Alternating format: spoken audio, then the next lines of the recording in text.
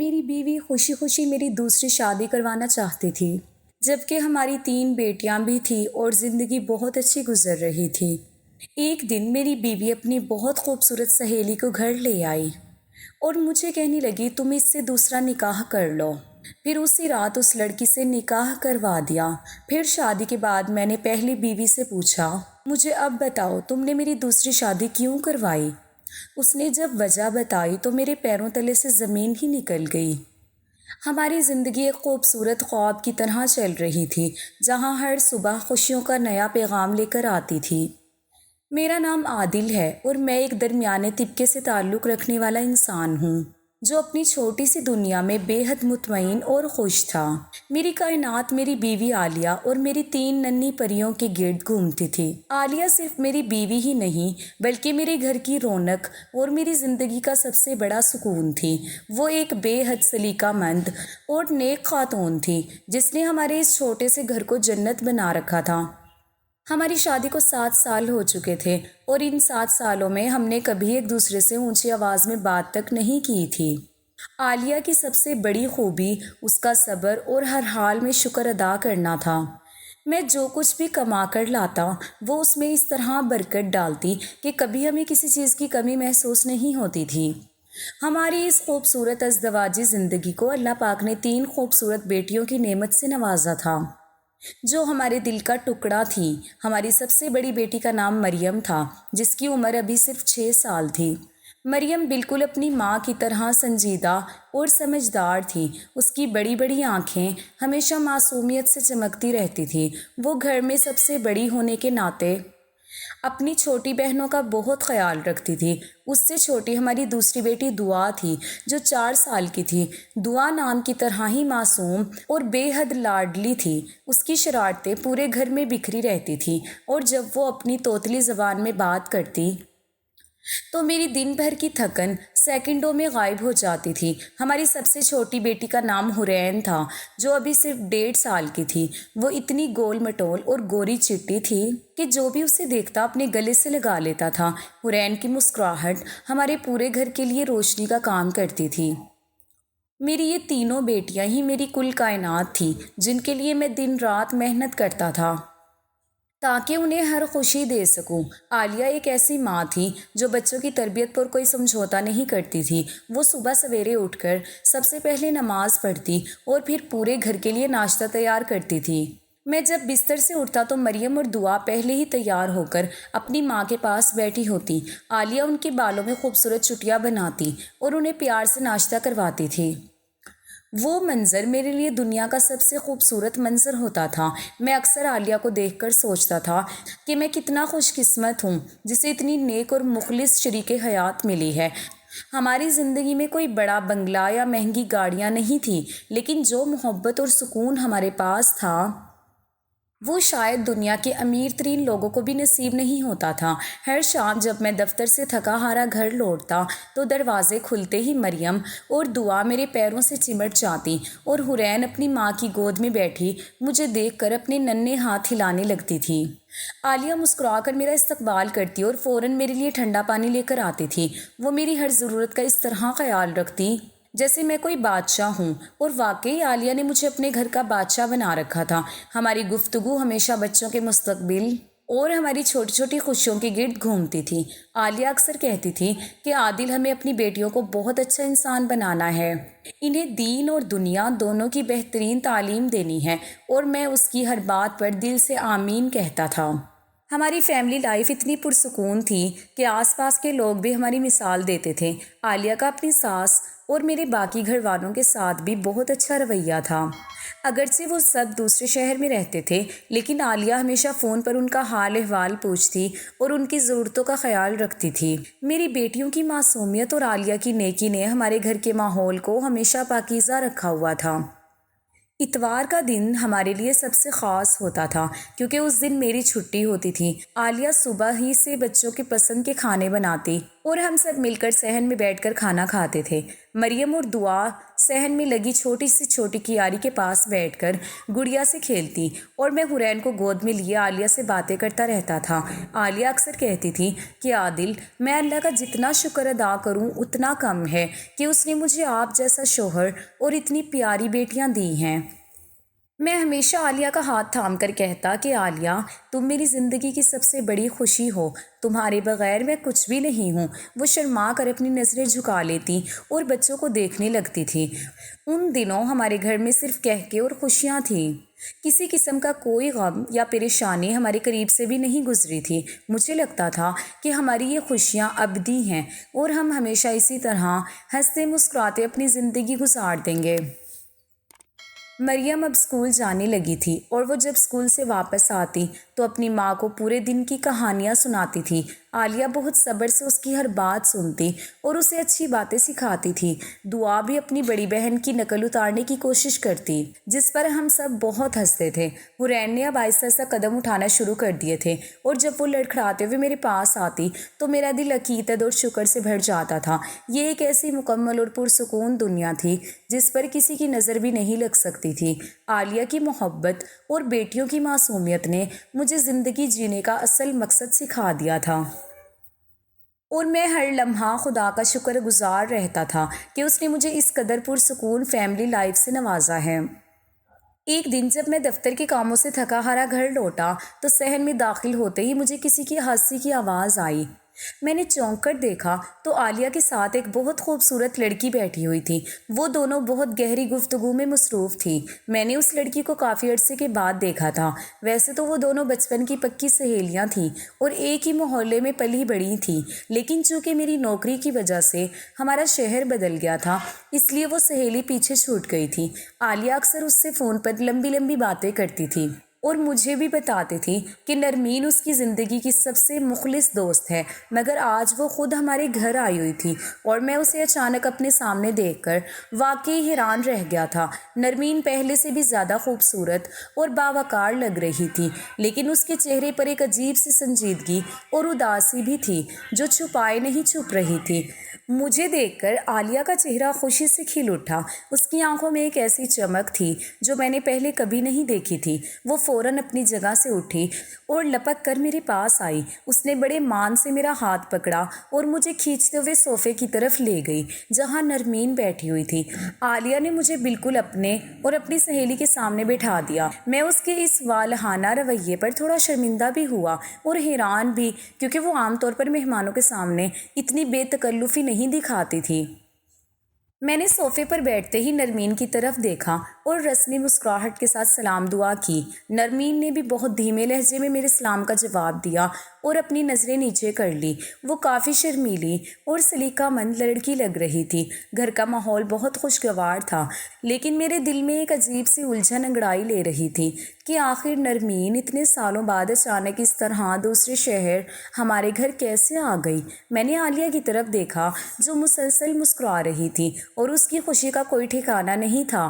میں نے سوچا کہ شاید ان دونوں بچپن کی سہیلیوں کو آپس میں ڈھیروں باتیں کرنی ہوں گی اور میرے یہاں بیٹھنے سے وہ کھل کر بات نہیں کر پائیں گی، اس لیے میں نے اٹھنے کا ارادہ کیا۔ میں نے عالیہ سے کہا کہ میں ہاتھ منہ دھو کر کمرے میں جاتا ہوں اور تم دونوں آرام سے باتیں کرو۔ میں نے جیسے ہی کمرے میں جانے کی کوشش کی تو عالیہ نے فوراً میرا ہاتھ دوبارہ تھام لیا اور مجھے روکتے ہوئے کہنے لگی کہ آپ اب کہیں نہیں جا رہے، آپ بالکل یہیں نرمین کے ساتھ بیٹھیں اور اس سے باتیں کریں۔ یہ اتنے سالوں بعد ہمارے گھر آئی ہے، میں جلدی سے کچن میں جا کر آپ دونوں کے لیے چائے اور کچھ کھانے کے لیے بنا کر لاتی ہوں۔ عالیہ کی اس بات پر میں مزید الجھ گیا، کیونکہ وہ جانتی تھی کہ میں غیر محرم لڑکیوں کے ساتھ اکیلے بیٹھنے میں ہچکچاہٹ محسوس کرتا ہوں، لیکن اس وقت اس کے اصرار میں ایک عجیب سی ضد تھی جو مجھے روکنے پر مجبور کر رہی تھی۔ وہ مسکراتی ہوئی کچن کی طرف چلی گئی اور میں وہاں نرمین کے سامنے اکیلا بیٹھا رہ گیا۔ کمرے میں ایک دم خاموشی چھا گئی اور میں سوچنے لگا کہ عالیہ کے ذہن میں آخر چل کیا رہا ہے۔ میں نے بس نرمین سے یوں ہی اخلاقاً بات چیت شروع کی اور اس سے اس کے گھر والوں کی خیر خیریت دریافت کی تو اس نے ایک گہری آہ بھری اور اپنی بھیگی آنکھوں سے مجھے دیکھنے لگی۔ اس نے بتایا کہ اس کی شادی ہوئی تھی، لیکن شادی کے کچھ ہی عرصے بعد اس کا شوہر ایک خوفناک سڑک حادثے میں انتقال کر گیا ہے اور اب وہ اس دنیا میں بالکل تنہا ہو چکی ہے۔ اس کے والدین پہلے ہی انتقال کر چکے تھے اور شوہر کی موت کے بعد اس کے سگے بھائی بھابھی نے بھی اسے جائیداد کے چکر میں گھر سے نکال دیا ہے، اور اس وقت اس کا اس دنیا میں کوئی سہارا نہیں ہے، اس لیے وہ مجبور ہو کر یہاں چلی آئی ہے۔ یہ سن کر مجھے بہت زیادہ افسوس ہوا تھا۔ اس کی شادی کا مجھے علم تھا کیونکہ عالیہ نے مجھے بتایا تھا، لیکن اس کے شوہر کے اچانک انتقال کا مجھے ہرگز معلوم نہیں تھا۔ اس کی شادی کے وقت میری دوسری بیٹی دعا کی پیدائش متوقع تھی، اسی لیے ہم اس کی شادی میں شرکت کرنے کے لیے دوسرے شہر نہیں جا سکے تھے کیونکہ عالیہ کی طبیعت ناساز تھی اور دوسرے شہر کا لمبا سفر کرنے کے لیے ڈاکٹر نے ہمیں سختی سے منع کر دیا تھا۔ میں نے نرمین سے اس کے شوہر کی موت پر دلی تعزیت کی اور اسے حوصلہ دیا۔ اتنے میں میری بیوی عالیہ کچن سے چائے اور لوازمات کی ٹرے لے کر کمرے میں آ گئی۔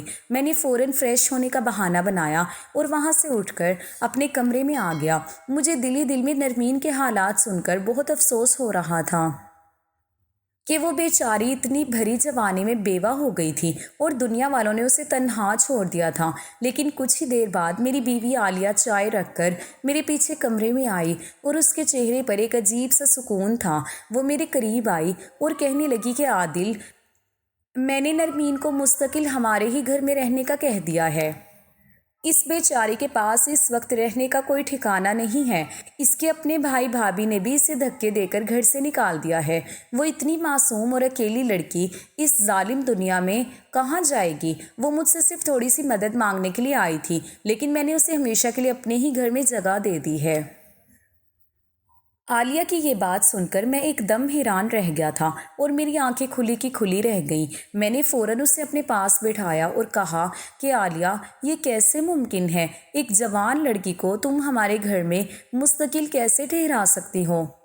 آخر وہ ایک غیر عورت ہے اور شریعت کے لحاظ سے بھی یہ درست نہیں ہے کہ کوئی غیر لڑکی اس طرح ہمارے ساتھ رہے۔ تم نے اتنا بڑا فیصلہ مجھ سے پوچھے بغیر کیسے کر لیا؟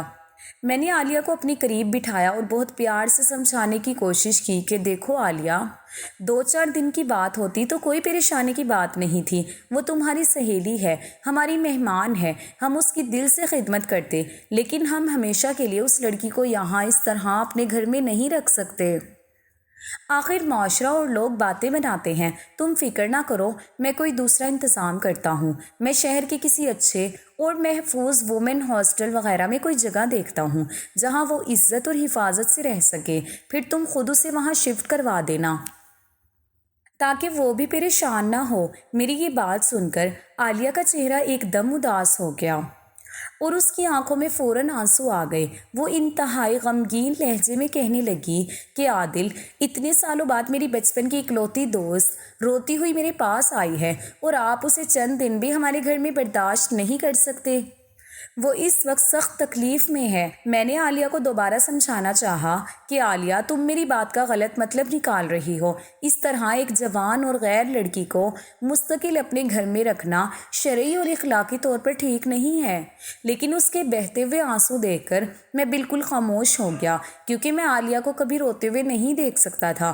اس وقت میں کسی بھی صورت اپنے گھر کا پرسکون ماحول خراب نہیں کرنا چاہتا تھا۔ اور پھر سب سے بڑی بات یہ تھی کہ مجھے دل میں پورا اندازہ تھا کہ نرمین خود بھی ایک خوددار لڑکی ہے۔ وہ یہاں زیادہ دن نہیں رہے گی۔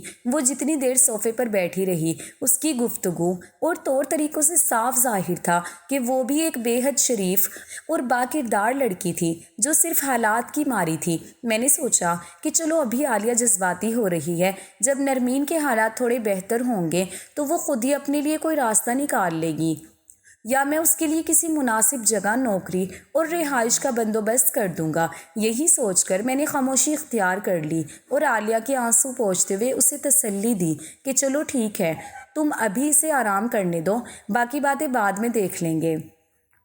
عالیہ نے نم آنکھوں کے ساتھ مجھے دیکھا اور اس کے چہرے پر ایک گہرا سکون پھیل گیا، جیسے اسے اس کی زندگی کی سب سے بڑی مراد مل گئی ہو۔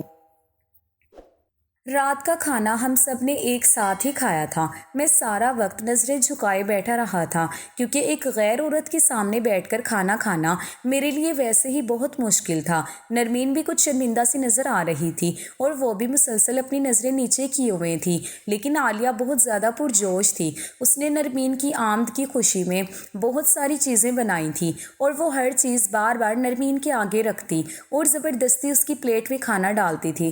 میں خاموشی سے بس یہ سب دیکھ رہا تھا اور عالیہ کی اس حد سے زیادہ خوشی پر دل ہی دل میں حیران ہو رہا تھا۔ پھر بچیوں نے کھانا کھایا تو میں انہیں سلانے کے لیے لے گیا کیونکہ بچیاں بہت چھوٹی تھیں اور ان کے سونے کا وقت ہو چکا تھا۔ انہیں ان کے کمرے میں لٹا کر اور پیار کر کے میں اپنے کمرے میں آ گیا اور عالیہ کا انتظار کرنے لگا تاکہ اس سے اس معاملے پر دوبارہ سکون سے بات کر سکوں، لیکن گھڑی کی سوئیاں مسلسل آگے بڑھتی جا رہی تھیں مگر عالیہ کمرے میں نہیں آئی تھی۔ وہ باہر صحن میں نرمین کے پاس ہی بیٹھی ہوئی تھی۔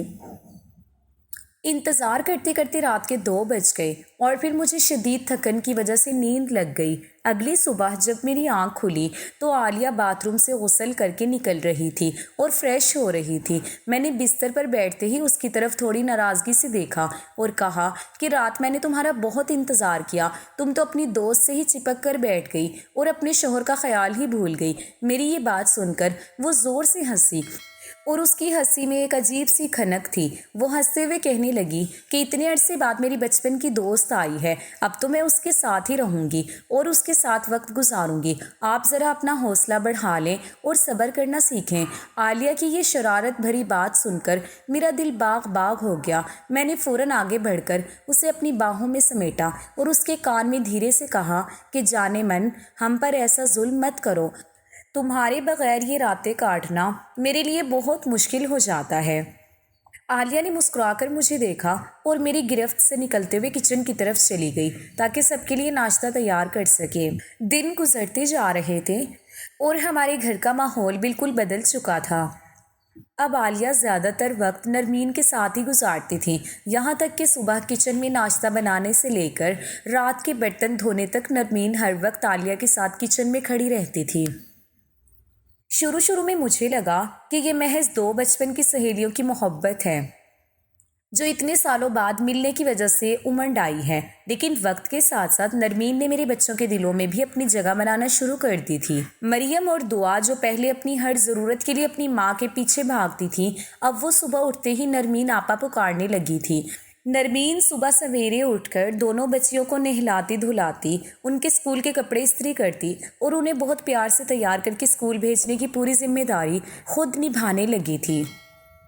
وہ ان کے پسند کے لنچ باکس تیار کرتی اور جب اسکول کی وین آتی تو انہیں خود باہر تک چھوڑ کر آتی تھی۔ مریم اور دعا بھی نرمین سے اتنی مانوس ہو گئی تھیں کہ اسکول سے واپس آتے ہی اپنی ماں کی بجائے نرمین کو ڈھونڈتی تھی اور اپنے پورے دن کی باتیں اسے سناتی تھی۔ نرمین بھی بہت صبر اور محبت سے ان کی باتیں سنتی اور پھر دوپہر کو انہیں اپنے پاس بٹھا کر اسکول کا ہوم ورک کروانا شروع کر دیتی تھی۔ وہ بچوں کو پڑھانے میں اتنی ماہر تھی کہ مریم اور دعا کا پڑھائی میں دل لگنے لگا تھا، حتیٰ کہ ننھی حرین جو ابھی بہت چھوٹی تھی وہ بھی نرمین کی گود میں جانے کے لیے روتی تھی اور نرمین اسے گھنٹوں اپنی گود میں لوریاں سناتی رہتی تھی۔ یہ سب دیکھ کر مجھے شروع میں اچھا لگا، لیکن جب میں نے دیکھا کہ عالیہ خود کو بچوں سے بالکل دور کر رہی ہے تو میرے دل میں ایک عجیب سی گھبراہٹ نے جنم لیا۔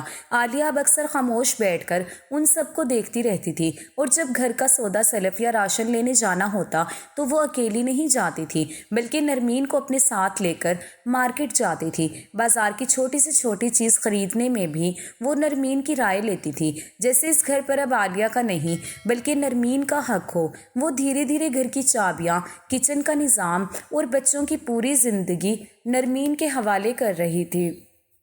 مجھے عالیہ کا یہ رویہ بالکل سمجھ نہیں آ رہا تھا۔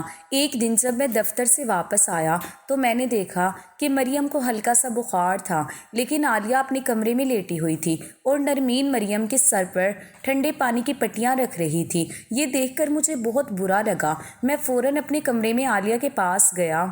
وہ بستر پر لیٹی ہوئی تھی اور اس کا چہرہ کچھ اترا ہوا سا تھا۔ میں نے اس کے پاس بیٹھ کر بہت سنجیدگی سے کہا کہ عالیہ، یہ سب کیا چل رہا ہے؟ آخر تم نے اپنے ہی گھر اور بچوں سے اس طرح دوری کیوں اختیار کر لی ہے؟ مریم کو بخار ہے اور اس کی ماں یہاں کمرے میں آرام کر رہی ہے جبکہ نرمین باہر بچوں کو سنبھال رہی ہے۔ مجھے تمہارا یہ انداز بالکل پسند نہیں آ رہا۔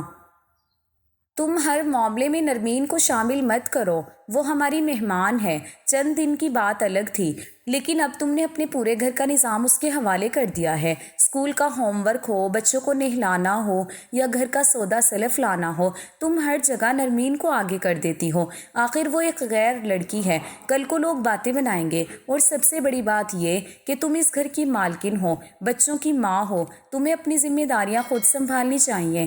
ہر کام نرمین سے کروانا ٹھیک نہیں ہے۔ میری یہ بات سن کر عالیہ کا چہرہ ایک دم فکر مند اور اداس ہو گیا۔ اس کی آنکھوں میں آنسو تیرنے لگے اور اسے میری یہ بات بہت بری لگی۔ اس نے مجھے دیکھتے ہوئے دھیمے لیکن رندھے ہوئے لہجے میں کہا کہ عادل، آپ ایسا کیوں سوچ رہے ہیں؟ نرمین میری سہیلی ہے، وہ کوئی غیر نہیں ہے، اور اگر وہ محبت سے میرے بچوں کو سنبھال رہی ہے اور میرا ہاتھ بٹا رہی ہے تو اس میں برائی کیا ہے؟ کیا آپ کو مجھ پر یا میری نیت پر شک ہے؟ میں تو بس یہ چاہتی ہوں کہ میرے گھر کے کام اچھے سے ہوں۔ عالیہ کو برا لگتا دیکھ کر میں نے بات کو مزید بڑھانا مناسب نہیں سمجھا، کیونکہ وہ بہت حساس ہو رہی تھی۔ نہ جانے کیوں مجھے ایسا لگ رہا تھا جیسے عالیہ نرمین کی بے بسی کا ناجائز فائدہ اٹھا رہی ہو۔ نرمین کا بیوہ ہونا اور اس دنیا میں بالکل تنہا ہونا اسے شاید ہمارے گھر کی ملازمہ بنایا گیا تھا، اور یہ بات ایک غیر مرد ہونے کے ناطے مجھے بالکل برداشت نہیں ہو رہی تھی۔ مجھے لگتا تھا کہ عالیہ اس کی مجبوری کا فائدہ اٹھا کر اپنے سارے کام اس سے کروا رہی ہے۔ میں نے اسی فکر میں ایک بار پھر بہت نرمی سے اپنی بیوی کو سمجھانے کی کوشش کی۔ میں نے عالیہ کا ہاتھ تھام کر کہا کہ دیکھو عالیہ، وہ ایک بیوہ عورت ہے، مجبور اور پریشان ہے، اس کا اس دنیا میں کوئی ٹھکانہ نہیں ہے۔ تم اگر زبردستی سے ہمارے گھر کام کاج سونپو گی، بچوں کو سنبھالنے کا کہو گی، تو وہ تمہارے احسان تلے دبی ہونے کی وجہ سے مجبوراً یہ سب کرے گی، لیکن وہ ہمارے بچوں کو وہ سچی محبت اور ممتا تھوڑی دے سکتی ہے جو تم اپنی سگی بیٹیوں کو دیتی ہو۔ ماں کا نعم البدل کوئی نہیں ہوتا عالیہ، اور مجھے یہ دیکھ کر بالکل اچھا نہیں لگتا کہ تم آرام کرو اور وہ بیچاری پورا دن نوکرانیوں کی طرح تمہارے پیچھے کچن اور بچوں میں لگی رہے۔ بہتر یہ ہے کہ اب ہم اسے کسی ہاسٹل بھیجنے کا انتظام کرتے ہیں جہاں وہ عزت سے رہے۔ میں کل ہی شہر کے ایک اچھے اور محفوظ وومن ہاسٹل میں جا کر ساری معلومات لیتا ہوں اور پھر خود اپنی نگرانی میں اسے وہاں شفٹ کرواتا ہوں۔ میں نے اب پکا ارادہ کر لیا تھا اور ہمیشہ کے لیے نرمین سے جان چھڑانے کا فیصلہ کر لیا تھا تاکہ میرا گھر پہلے کی طرح پرسکون ہو جائے۔ لیکن جیسے ہی میں نے ہاسٹل کا نام لیا، عالیہ نے تڑپ کر میرا ہاتھ پکڑ لیا۔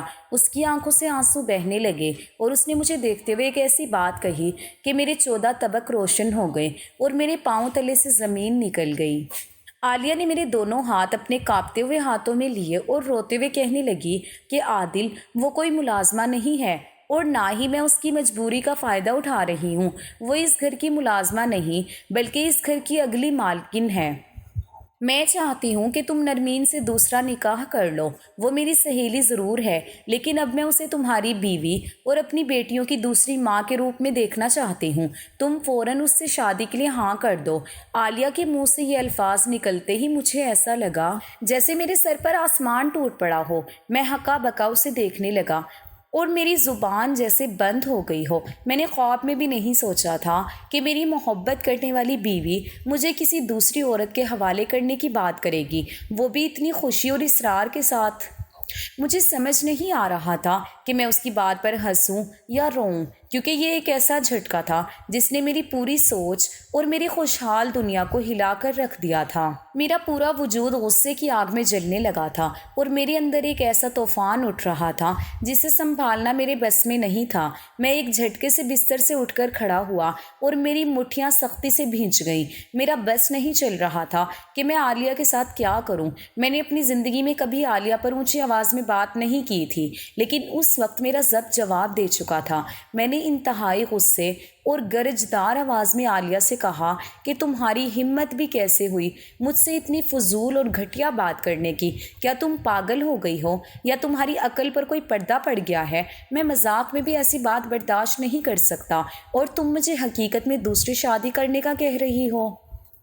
میں تو پہلے ہی دن سے اس لڑکی کو اس گھر میں رکھنے کے سخت خلاف تھا۔ مجھے معلوم تھا کہ کسی غیر عورت کا اس طرح ہمارے ذاتی ماحول میں رہنا ایک دن کوئی نہ کوئی بڑا مسئلہ کھڑا کرے گا، لیکن تم نے میری ایک نہ سنی اور اپنی ضد پر اڑی رہی۔ اب مجھے صاف سمجھ آ رہا ہے کہ یہاں کیا کھچڑی پک رہی ہے۔ نہ جانے اس نرمین نے تمہارے معصوم دماغ میں کیا باتیں ڈال دی ہیں۔ وہ ایک مکار عورت ہے جسے ہمارا ہنستا کھیلتا اور بنا بنایا گھر دکھ رہا ہے، اسے میری پیاری اولاد نظر آ رہی ہے اور ہماری خوشحال زندگی دیکھ کر اس کے دل میں لالچ آ گیا ہے۔ اس لیے شاید وہ یہ چاہتی ہے کہ کسی نہ کسی طرح مجھ سے شادی کر کے ہمیشہ کے لیے اس گھر پر اور میری زندگی پر قابض ہو جائے۔ میں اب تک اسے ایک مظلوم اور بے بس بیوہ عورت سمجھ کر اس پر ترس کھا رہا تھا، لیکن اب مجھے پکا یقین ہو رہا ہے کہ اس کی نیت میں شدید کھوٹ ہے۔ وہ کوئی بیچاری نہیں ہے بلکہ ایک انتہائی چالاک عورت ہے جس نے ہمدردی کا ڈھونگ رچا کر پہلے تمہارا اعتماد جیتا اور اب وہ تمہارے ہی ذریعے میرے گھر پر قبضہ کرنا چاہتی ہے۔ عالیہ، تم اتنی بھولی کیسے ہو سکتی ہو کہ ایک باہر کی عورت کے کہنے پر اپنے سہاگ کو کسی اور کے حوالے کرنے کے لیے تیار ہو گئی ہو؟ میں ایک پل کے لیے بھی اب اس عورت کا چہرہ اس گھر میں نہیں دیکھنا چاہتا۔ میں کل کی صبح کا بھی انتظار نہیں کروں گا۔ میں کل ہی سب سے پہلے اسے یہاں سے چلتا کروں گا اور اس کا سارا سامان باہر پھینک دوں گا تاکہ اسے معلوم ہو کہ کسی کا گھر برباد کرنے کا انجام کیا ہوتا ہے۔ میں غصے میں یہ سب بولتا جا رہا تھا اور میرا سانس پھول رہا تھا۔ عالیہ بستر پر بیٹھی روئے جا رہی تھی اور اس کے پاس میرے کسی سوال کا کوئی جواب نہیں تھا۔ میں غصے کی اسی حالت میں بڑبڑاتا ہوا اور لال پیلا ہوتا ہوا جیسے ہی کمرے سے باہر نکلنے کے لیے مڑا تو دروازے کے پاس پہنچتے ہی میرے قدم یکدم رک گئے۔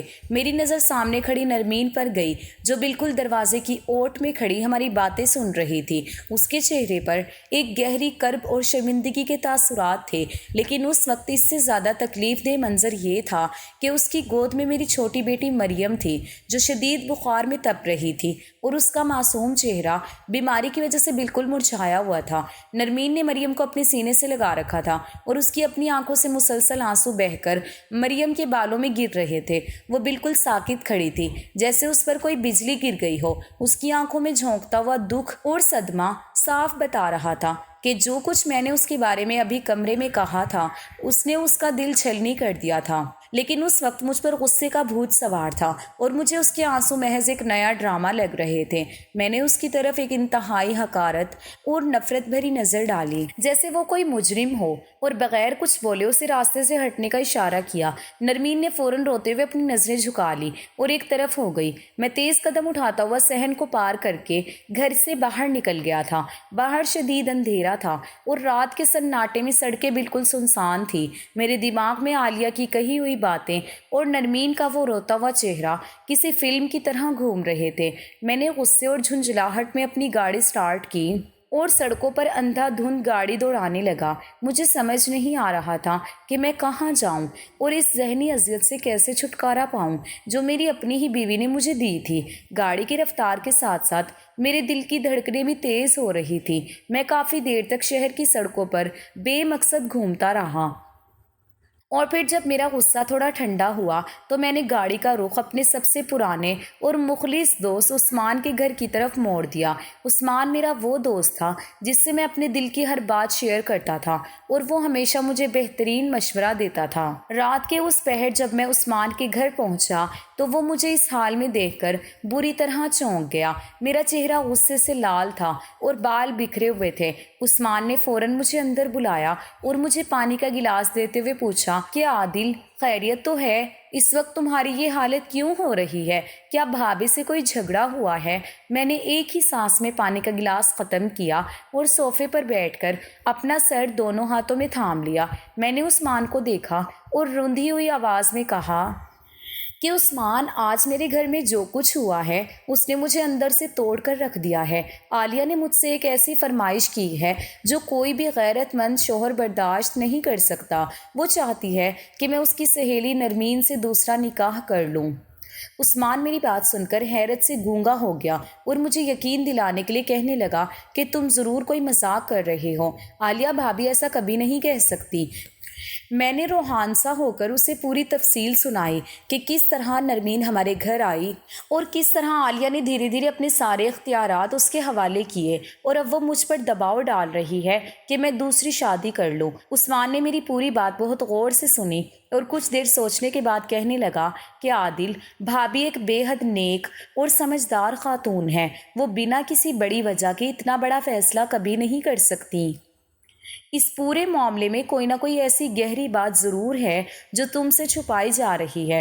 تمہیں غصہ تھوک کر اس بات کی تہہ تک پہنچنا چاہیے، کیونکہ ایک محبت کرنے والی بیوی کبھی بھی اپنے شوہر کو کسی دوسری عورت کے ساتھ بانٹنے کا خواب میں بھی نہیں سوچ سکتی، جب تک کہ اس کے پیچھے کوئی بہت بڑی مجبوری نہ ہو۔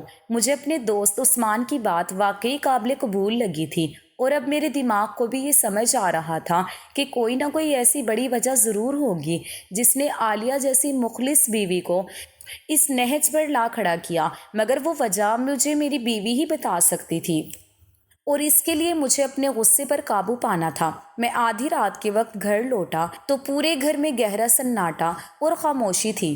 میں نے دبے قدموں بچوں کے کمرے کا دروازہ کھول کر دیکھا تو میری تینوں معصوم بچیاں نرمین کے ساتھ بچوں کے کمرے میں گہری نیند سو رہی تھی۔ نرمین کا چہرہ اب بھی اداس تھا، جیسے وہ روتے روتے سوئی ہو۔ میں وہاں سے ہٹ کر اپنے کمرے میں آیا تو دیکھا کہ عالیہ بستر پر لیٹی ہوئی تھی اور اس کا چہرہ رو رو کر بری طرح سوج چکا تھا۔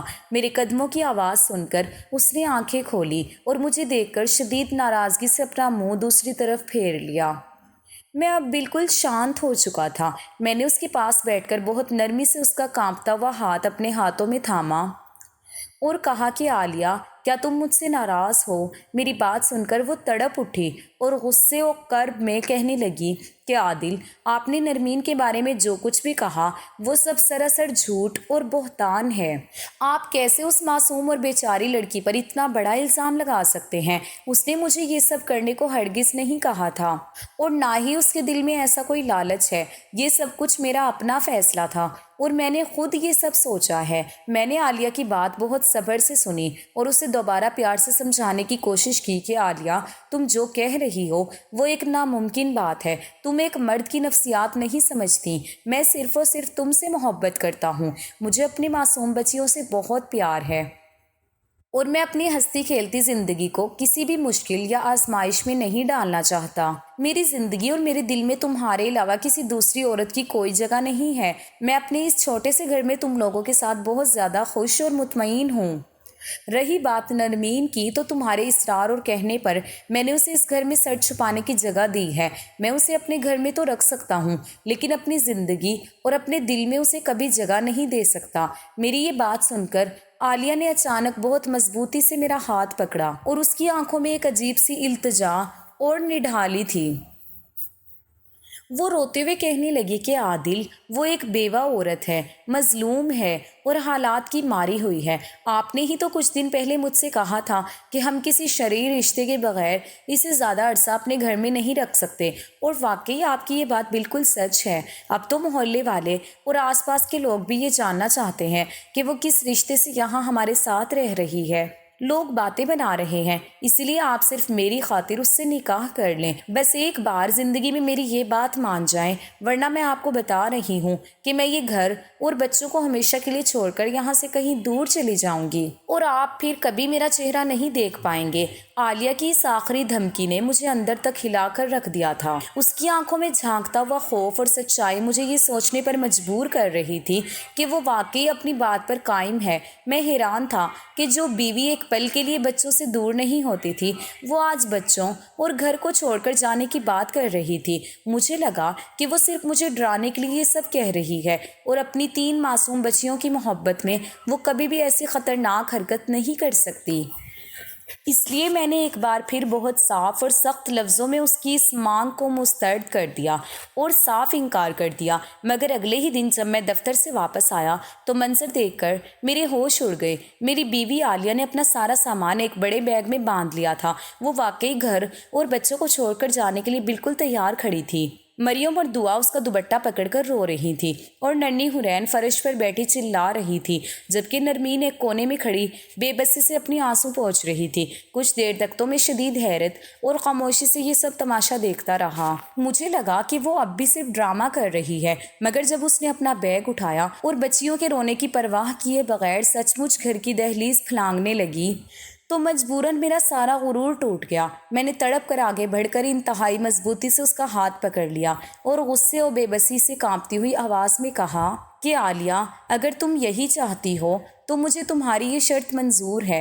میں نرمین سے دوسرا نکاح کرنے کے لیے تیار ہوں، لیکن ایک بات یاد رکھنا کہ اس فیصلے کے بعد ساری زندگی تمہیں جو پچھتانا پڑے گا نا، تو تمہیں خود اندازہ ہوگا کہ تم نے اپنے ہی ہاتھوں اپنے ہنستے کھیلتے گھر کے ساتھ کیا کیا ہے۔ میری اس بات پر عالیہ نے اپنے آنسو بھری آنکھوں سے مجھے دیکھا۔ اس کی آنکھوں میں دکھ بھی تھا اور ایک عجیب سا اطمینان بھی۔ وہ اپنے بہتے ہوئے آنسوؤں کو صاف کرتے ہوئے دھیمے لہجے میں کہنے لگی کہ عادل، میں آپ کو اور اپنی بیٹیوں کو بہت اچھے سے جانتی ہوں۔ میں یہ سب بہت سوچ سمجھ کر رہی ہوں اور میں جانتی ہوں کہ مجھے اپنے اس فیصلے پر زندگی میں کبھی بھی پچھتانا نہیں پڑے گا۔ عالیہ کا یہ یقین دیکھ کر میں اندر سے بالکل خاموش ہو گیا۔ مجھے سمجھ آ گیا تھا کہ اب احتجاج کا کوئی فائدہ نہیں ہے۔ اس نے ضد پکڑ لی تھی اور اس ضد کے آگے مجھے گھٹنے ٹیکنے ہی پڑے تھے، کیونکہ میں اپنی بیٹیوں کو ماں کی ممتا سے محروم نہیں رکھ سکتا تھا اور نہ ہی عالیہ کو کھونا چاہتا تھا۔ لیکن میرے دل میں نرمین کے لیے نفرت اور عالیہ کے اس فیصلے پر غصہ مزید بڑھ گیا تھا۔ میں نے عالیہ کا ہاتھ چھوڑا اور بنا نرمین کی طرف دیکھے اپنے کمرے کا دروازہ زور سے بند کر دیا۔ عالیہ کی ضد اور دیوانگی کا یہ عالم تھا کہ مجھے لگا وہ ہوش و حواس کھو بیٹھی ہے۔ میرے شدید انکار اور احتجاج کے باوجود اس نے کسی کی پرواہ نہیں کی۔ جیسے ہی میں نے زبان سے حامی بھری، اس نے فوراً اپنے موبائل سے میرے قریبی دوستوں کو فون ملایا۔ اس نے بڑے اعتماد سے ان سے کہا کہ آپ لوگ فوراً قاضی صاحب کو ساتھ لے کر ہمارے گھر پہنچیں۔ دوست اس کی بات سن کر حیران ضرور ہوئے، لیکن عالیہ سے وہ کچھ نہ پوچھ سکے۔ میں بس ایک کٹ پتلی کی طرح بیٹھا رہا۔ میرا دل اس فیصلے کے خلاف چیخ رہا تھا، مگر عالیہ کی آنکھوں میں جھلکتی وہ عجیب سی ضد کے سامنے میں بے بس تھا۔ دوستوں اور قاضی صاحب کی موجودگی میں انتہائی سادگی اور تیزی سے ایک ایسے رشتے پر دستخط ہو گئے جس کی مجھے کوئی خواہش نہیں تھی۔ نکاح ختم ہوتے ہی عالیہ نے نرمین کا ہاتھ پکڑا اور اسے بچوں کے کمرے کی طرف لے گئی، جیسے وہ کوئی کھوئی ہوئی چیز واپس اپنی جگہ رکھ رہی ہو۔ اس نے بڑی خوش اسلوبی سے بچوں کو نرمین کے حوالے کیا اور خود مسکراتے ہوئے اپنے کمرے کی طرف چل دی۔ گھر میں ایک بھاری خاموشی چھا گئی تھی۔ مریم، دعا اور حرین، جو پہلے اپنی ماں کے پاس رہنے کی عادی تھی، اب نرمین کے گرد جمع تھی اور نرمین انہیں بہلانے میں مصروف تھی۔ میں غصے اور الجھن میں بکھرا ہوا سیدھا عالیہ کے کمرے میں پہنچا۔ وہ وہاں بستر کے کنارے نہایت اطمینان سے بیٹھی تھی، جیسے اس نے کوئی بہت بڑا معرکہ سر کر لیا ہو۔ اس کا سکون دیکھ کر میرا غصہ اور بڑھ گیا۔ میں اس کے پاس جا بیٹھا اور تلخ لہجے میں پوچھا کہ تمہاری مرضی پوری ہو گئی عالیہ؟ میں نے تمہاری وہ خواہش پوری کر دی جس نے میرا گھر، میرا سکون اور میری خوشیاں برباد کر دی ہیں۔ اب تو مجھے سچ سچ بتاؤ کہ تم نے مجھے کیوں مجبور کیا؟ کیا صرف اس لیے کہ وہ ایک بیوہ ہے اور اسے سہارے کی ضرورت ہے؟ کیا اس ایک ہمدردی کے لیے تم نے اپنے سہاگ کو کسی اور کے ساتھ بانٹ لیا؟ میری باتوں کا اس پر کوئی اثر نہیں ہوا۔ وہ بس دھیمے سے مسکرائی۔ اس کی مسکراہٹ میں کوئی پشیمانی نہیں تھی، بلکہ ایک ایسا گہرا راز چھپا تھا جو میرے ہوش اڑانے کے لیے کافی تھا۔ اس نے آہستگی سے نفی میں سر ہلایا، جیسے کہنا چاہ رہی ہو کہ وجہ کچھ اور ہے جس کا مجھے گمان تک نہیں تھا۔ عالیہ میرے قریب آئی اور میری آنکھوں میں دیکھتے ہوئے انتہائی دھیمی مگر پرسکون آواز میں بولی کہ عادل، نرمین کے شوہر نے مرتے وقت اپنی ساری زمینیں اور اثاثے نرمین کے نام کر دیے تھے۔ اس کے پاس اس وقت کروڑوں کی جائیداد ہے جس کا اندازہ کسی کو نہیں ہے۔ جب نرمین نے مجھے یہ سب کچھ بتایا تو میں نے فوراً اسے اپنے گھر میں جگہ دینے کا فیصلہ کیا تاکہ وہ تنہا نہ رہے۔ پھر جب میں نے خود اس کے کاغذات دیکھے اور اندازہ لگایا کہ وہ کتنی بڑی جائیداد کی مالک ہے، تو تبھی میں نے یہ منصوبہ بنایا کہ تمہارا اس سے نکاح کروا دوں۔ اب تم اپنی محبت اور قربت سے اسے جیت لو اور وہ ساری جائیداد قانونی طور پر اپنے نام کر لو۔ جب ایک بار یہ دولت ہمارے ہاتھ آ جائے گی تو میں نرمین کو خود ہی یہاں سے دھکے دے کر نکال دوں گی اور پھر ہم سب آرام سے رہیں گے۔ اس کی بات سن کر میرے اوپر جیسے آسمان گر پڑا۔ میں نے تو خواب میں بھی نہیں سوچا تھا کہ میری بیوی اتنا گھنونا اور بڑا کھیل کھیلے گی، وہ بھی اپنی اس دوست کے ساتھ جس نے اس پر آنکھیں بند کر کے بھروسہ کیا تھا۔